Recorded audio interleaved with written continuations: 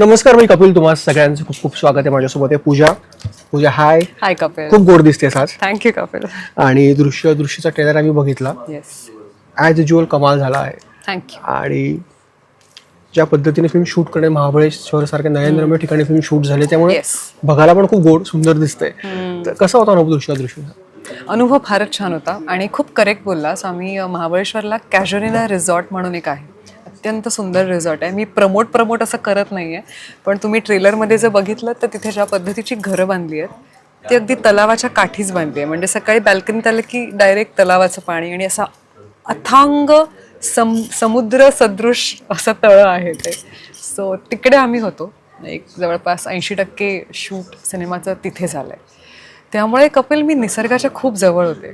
मी पहाटे उठल्यानंतर वेगवेगळ्या पक्ष्यांचे आवाज ऐकू यायचे. तिकडे काही श्वान त्यांनी पाळले होते. सो मी रमले होते तिकडे. आणि जेव्हा सस्पेन्स थ्रिलर असा सिनेमा शूट करता ना, तेव्हा कुठेतरी अशा गोष्टी पाहिजेत जिकडे मन तुमचं शांत होईल.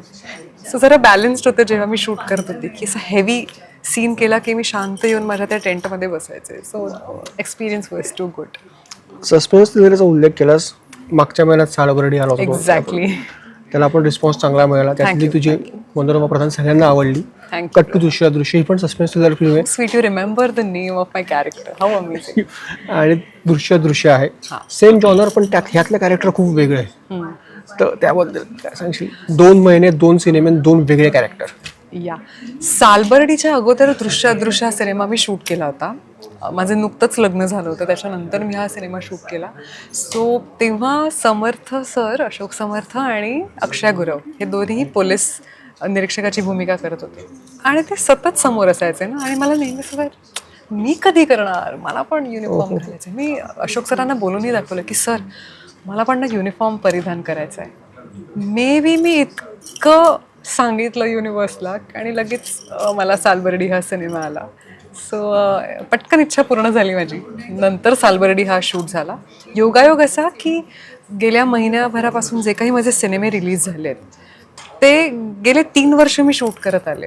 आणि त्या सगळ्यांची रिलीजची वेळ आहे ती एकाच वर्षात असल्यामुळे लोकांना वाटतं की अरे हिचे बॅक टू बॅक सिनेमे येतात, पण खरं तर ही माझ्या 3 वर्षांची मेहनत आहे. पण एक कलाकार म्हणून आपण अशा जेव्हा फेज असते, आपण खूप समृद्ध होतो ना, कारण वेगवेगळे सिनेमे, वेगवेगळ्या भूमिका. आणि प्रत्येक कलाकाराची एक इच्छा असते की काहीतरी चांगलं आपल्या वाटायला आहे, तुझ्या वाटायला येत आहे. आणि विशेषतः नायक प्रधान सिनेमांच्या राट्यात एक स्त्री प्रधान सशक्त भूमिका तुझ्याकडे ते आल्या आहे. त्यामुळे खरं तर खूप मोठी गोष्ट आहे त्या ॲक्ट्रेस म्हणून. कारण मध्ये सखे ग साजनी पण आला, त्यात पण कम्प्लीट वेगळी ग्लॅमरस भूमिका होती. एक्झॅक्टली. सखे ग साजणीमधली भूमिका वेगळी, सालबर्डी कम्प्लीट वेगळी, दृश्यमध्ये ही पण वेगळी आहे. आणि सेम तारखेला अजून एक सिनेमा येतोय, कब्बशी. त्यात मी सुनबाईंच्या भूमिकेत आहे. मी आणि माझ्या सासूबाई निर्मिती सावंत आहेत. तोही याच दिवशी रिलीज होतोय. त्यामुळे हो, ॲक्च्युली 4 वेगवेगळ्या भूमिका प्रेक्षकांच्या समोर माझ्या येत आहेत. आणि मला बघून फार बरं वाटतंय की मी ज्या कारणासाठी या क्षेत्रात आल्यानंतर मी एक ठरवलं होतं की मला एकाच पठडीतले सिनेमे नाही करायचे. ते आज कुठेतरी स्वप्न पूर्ण झालंय असं मला वाटतंय. अशोक सरांसोबत तुझा बराच फेस ऑफ सिनेमात आहे, ट्रेलरमध्ये दिसतंय. आणि दोघं ताकदीचे कलाकार. अशोक सर काय ताकदीचे आपल्याला, त्यांच्यामुळे आवाज सो त्यांच्यासोबत काम करण्याचा अनुभव कसा, तुमचा गिव्ह अँड टेक कसं होतं? It was so nice. पहिले तर सीन सगळे असे नॉर्मल बोलणारे होते, पण एका पॉईंटला जरा आरडाओरडा सुरू होतो. आणि ते पोलीस असल्यामुळे ते एका सीनमध्ये जवळपास ओरडतात आम्हा सगळ्यांवर. तिकडे जरा घाबरायला झालं होतं मला त्यांचा तो भारदस्त आवाज.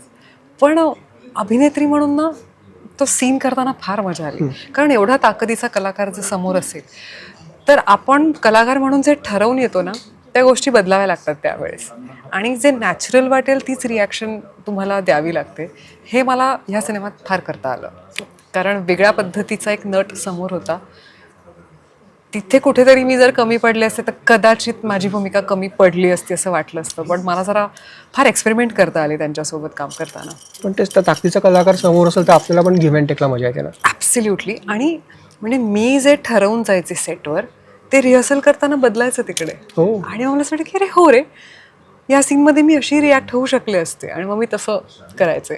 मजा आली काम करताना. सगळ्यात महत्त्वाचं, जेव्हा आपण थ्रिलर सिनेमा शूट करतो किंवा तो करतो तेव्हा खूप चॅलेंजेस आपल्यासमोर असतात. बघा ती तुझी भूमिकाशी तुला मेंटली खूप प्रिपेअर ह्यासाठी व्हावं लागलं असेल, कारण सायकोलॉजिकल थ्रिलर आपण म्हणूया हा सिनेमा आहे.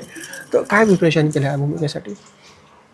प्रत्येक भूमिकेसाठी प्रिपरेशन लागतंच, पण जेव्हा कुठली रहस्यमयी संहिता माझ्याकडे येते ना, तेव्हा माझं एकच म्हणणं असतं की मला सुरुवातीला जे काही प्रश्न पडले आहेत त्याची उत्तरं मला मिळत आहेत का सिनेमा संपेपर्यंत. सो ही संहिता मी 3 वेळा सलग वाचून काढली. रोज मी एकदा 3 दिवस मी ती वाचून काढली आणि हेच चेक करायला की जी काही उत्तरं मला मिळाली आहेत ती तीच आहेत का, करेक्ट आहेत का. आणि ऑफकोर्स मला वाटतं प्रेक्षक पण जेव्हा हा सिनेमा बघतील तेव्हा तेच रहस्य सोडवणार आहे की कोण आहे याच्या मागे, काय आहे ते. इतकी कमाल अशी रहस्यमयी कथा आहे, मला ती मजा आली करताना. आणि आता शूट करताना मला मिलिंद सरांनी फार मदत केली. मिलिंद लेले अगदी शांत असे आमचे दिग्दर्शक आहेत, फार अजिबातच आरडाओरडा नाही, फारचं म्हणणंच नाही आहे. आणि बंदीशाळा, कुरुक्षेत्रसारखे सिनेमे त्यांनी केले. सो त्यांचा अनुभव बघता त्यांनी खूप छान मार्गदर्शन केलं मला आणि त्यांच्यामुळे खूप सहज करता आली मला ही भूमिका. मराठीत अशा विषयांना खूप कमी आपण हात घालतो ना. या आपण शक्यतो सासू सुना किंवा काहीतरी फॅमिली कॉमेडी काहीतरी वैचारिक असे सिनेमे करतो. पण सध्या बघता थ्रिलर हा जॉनर प्रेक्षकांना पण आवडतोय, OTTवर पण त्याची चलती आहे. आणि आता मराठीत पण खूप चांगल्या प्रकारे हे विषय हाताळले जात आहेत. तर ॲज अन ॲक्ट्रेस म्हणून तुझं या सगळ्याबद्दल मत काय? आणि समजा OTTवरती एखादी सिरीज तुला अशी ऑफर झाली तर तुझा काय विचार असेल? किंबहुना OTTवर तू आम्हाला कधी दिसशील? कपिल, मराठीमध्ये ना नेहमी अशा प्रकारचे एक्सपेरिमेंट केले गेलेत, अनेक वर्षांपासून केले गेलेत. इनफॅक्ट मराठी ही एकमेव अशी भाषा आहे, अशी चित्रपटसृष्टी आहे ज्यात वेगवेगळ्या प्रकारचे एक्सपेरिमेंट झाले. त्यांनी फक्त मला आमच्या सिनेमाला एवढे पैसे कमवायचे आहेत हा हेतू कधीच नव्हता, अगदी अनेक वर्षांपासून तू म्हण. त्यामुळे आत्ता हा बदल घडतोय असं मला नाही वाटत. मराठीत असे भरपूर सिनेमे आलेत यापूर्वी सुद्धा. आत्ता कसं वेब सिरीज आणि OTT हे प्रमाण मोठं झाल्यामुळे आपण त्याच्याशी कुठेतरी तुलना करतोय त्याची. त्यामुळे yes, I am so happy की मराठी भाषेत एवढे सगळे एक्सपेरिमेंट्स होत आहेत आणि आपण त्याचा एक भाग आहोत. राहिला गोष्ट वेब सिरीजचा, मला फारच आवडेल करायला. I really want to do. पण आणि स्पेसिफिकली मला मराठी वेब सिरीजमध्ये काम करायला फार आवडेल, कारण आपल्याकडे जरा धाडसी माणसं आहेत. आपल्याकडे विषयांच्या बाबतीत आपण फार विचार नाही करत, आपण धाडसाने ते मत आपलं मांडतो. आणि ऑफकोर्स मातृभाषा असल्यामुळे कम्फर्ट थोडं जास्त आहे इथे. बाकी बघू कसं काय. जसं मी मॅनिफेस्ट केलं ह्या सिनेमाच्या वेळेस की मला पोलीस करायचं आहे, तसाच होणार इच्छा पूर्ण झाली आहे. हो, मी फार काही स्ट्रेस घेत नाही अजिबात, कसं होणार काय होणार. महत्त्वाचा प्रश्न, एकाच दिवशी तुझे 2 सिनेमे येतात, कब्बशी पण आणि दृश्य अदृश्य पण आहे. तसं वाटतं का हा क्लॅश टाळता आला असता? खरं तर तुझ्या हातात नाही आहे, निर्मात्यांच्या हातात आहे. पण असं होऊ नये भविष्यात किंवा हा टाळता आला असता क्लॅश, तुला वाटतं? ॲब्सोल्युटली टाळता आला असता, पण अनेक कारणं आहेत की 2 सिनेमे एकाच दिवशी रिलीज होत आहेत. खरं तर कब्बशीची तारीख वेगळी होती, 19 जून नव्हती, काही दिवस अगोदर रिलीज करणार होतो. पण सेन्सर सर्टिफिकेट आम्हाला पटकन मिळत नाही हे आम्हाला कळलं आणि त्याची गणितं वेगळी आहेत. त्याला भरपूर मोठी प्रोसेस आहे, त्या प्रोसेसलाच वेळ लागत होता. आणि हा सिनेमा तयारच होता, सेन्सर झालंच होतं, त्याच्यामुळे या क्लॅश झाल्या. इनफॅक्ट दृश्य हा माझ्या सालबर्डीच्या वेळेस रिलीज करण्याचा प्लॅन होता, पण सालबर्डीला क्लॅश नको म्हणून तो पुढे ढकलण्यात आला. आणि अनफॉर्च्युनेटली कब्बशी सुद्धा आता क्लॅश झाला. सो असं काही नाही आहे की माझ्याही हातात नाही आणि प्रोड्युसरांच्याही हातात नाही. हे टाळता नाही आलं आम्हाला अनफॉर्च्युनेटली, पण लेट्स सी, जे होतं चांगल्यासाठी होतं असं मला वाटतं. आणि पॉझिटिव्हली विचार करून पुढे जाऊया. आपण पॉझिटिव्ह विचार करू, दोघं सिनेमाला प्रेक्षकांचा भरभरून प्रेम मिळेल. ॲब्सोल्युटली. चलो, थँक्यू पूजा, थँक्यू सो मच आणि wish all the best. Thank you Kapil, thank you.